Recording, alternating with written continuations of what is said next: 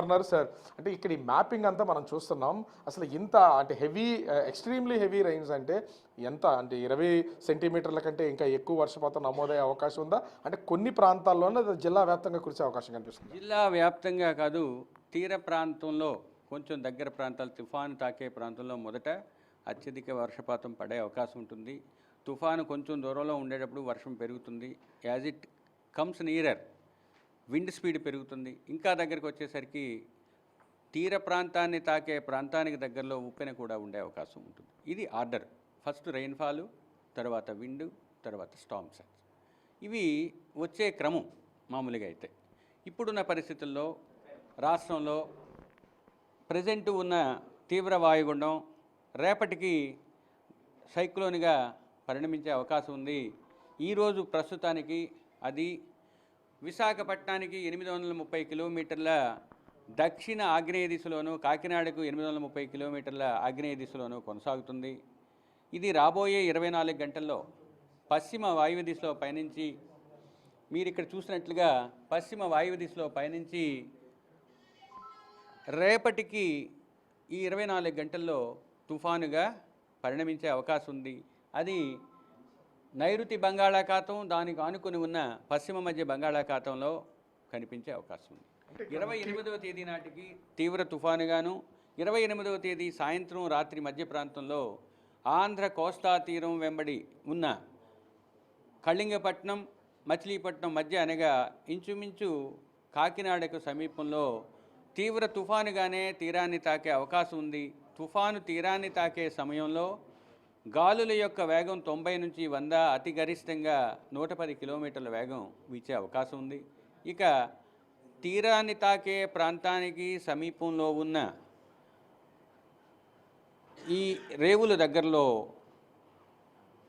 సాధారణ ఆటుపోట్ల కన్నా 1 మీటరు ఎత్తులో ఉప్పెన వచ్చే అవకాశం. అంటే ముఖ్యంగా ఇప్పుడు ఇంత ఈదురుగాలు ఉన్నటువంటి పొజిషన్ ఖచ్చితంగా తుఫాన్ తీరం దాటే సమయంలో చెట్లు ఇరిగిపోయి కరెంట్ స్తంభాలు ఇరిగిపడిపోయే అవకాశం అయితే కనిపిస్తుంది. ఇది అసలు ప్రభుత్వం తీసుకోవాల్సినటువంటి చర్యలు ఏ విధంగా ఉన్నాయి, జాగ్రత్తలు ఏ విధంగా ఉన్నాయి చెప్పండి. ఒకటి, ఈ తుఫాను దాని యొక్క తీవ్రత పెరిగే వరకు వివిధ దశల్లో అది కలిగించే విపత్తు, దాని యొక్క తీవ్రతను మేము డ్యామేజ్ పొటెన్షియల్ అని చెప్తాం.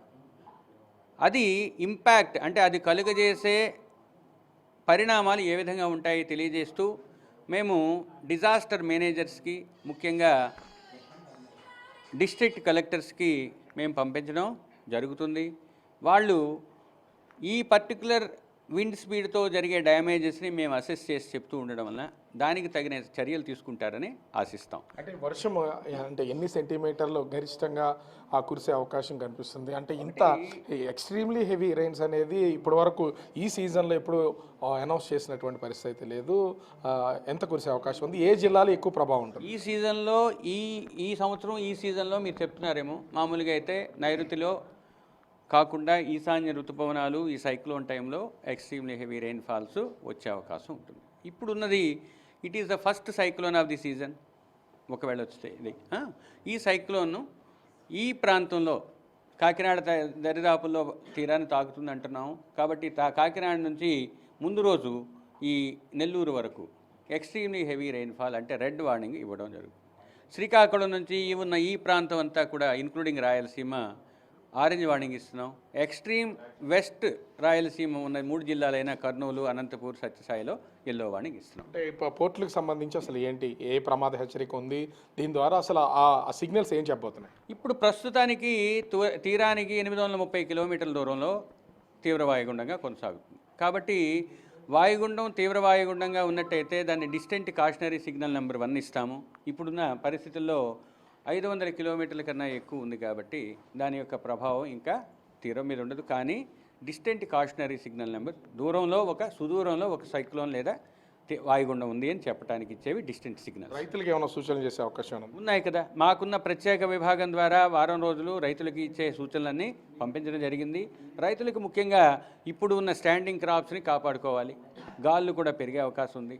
తీవ్రమైన వర్షాలు పడే ఎక్స్ట్రీమ్లీ హెవీ కానీ హెవీ రెయిన్ఫాల్స్ కానీ తీరం అంతా కూడా 27, 28, 29 రోజు కూడా కనిపిస్తున్నాయి. కాబట్టి ఈ 3 రోజులు తీసుకోవాల్సిన జాగ్రత్తలన్నీ తీసుకోమని వ్యవసాయ విభాగానికి చెప్పడం జరిగింది. వ్యవసాయదారులకు ప్రత్యేకంగా మాకున్న సోషల్ మీడియా గ్రూప్స్ ద్వారా వాళ్ళకి తెలియజేయడం జరిగింది. ఓవరాల్గా చూస్తే ఈ తుఫాన్ ప్రభావానికి సంబంధించి ప్రస్తుతం వాయుగుండం కొనసాగుతుంది. ఈరోజు వర్ష ప్రభావం లేకపోయినా రేపు ఎల్లుండ అటు రేపు కాకినాడ నుంచి పొట్టి శ్రీరాములు జిల్లా వరకు, నెల్లూరు జిల్లా వరకు, అదేవిధంగా ఎల్లుండ అటు శ్రీకాకుళం నుంచి ఒక పార్వతీపురం మన్యం జిల్లా తప్ప మిగిలినటువంటి బాపట్ల జిల్లా వరకు కంటిన్యూగా హెవీ రైన్స్ నమోదయ్యే అవకాశం అయితే ఇక్కడ స్పష్టంగా కనిపిస్తుంది. ప్రభుత్వం ఇప్పటికే హెచ్చరికలు జారీ చేసినటువంటి నేపథ్యంలో వాళ్ళు పలు జాగ్రత్తలు అయితే తీసుకుంటున్నారు. రైతులు కూడా కొన్ని జాగ్రత్తలు తీసుకోవాల్సినటువంటి పరిస్థితి అయితే ఉంది. భారీ వర్షాలకు తోడు దాదాపుగా 90 నుంచి 110 కిలోమీటర్ల వేగంతో ఈదురుగాలు వీచే అవకాశం ఉన్నటువంటి నేపథ్యంలో పలు జాగ్రత్తలు తీసుకోవాలని విశాఖ తుఫాన్ల హెచ్చరికల కేంద్రం అధికారులు అయితే చెప్తున్నటువంటి పరిస్థితి కనిపిస్తుంది.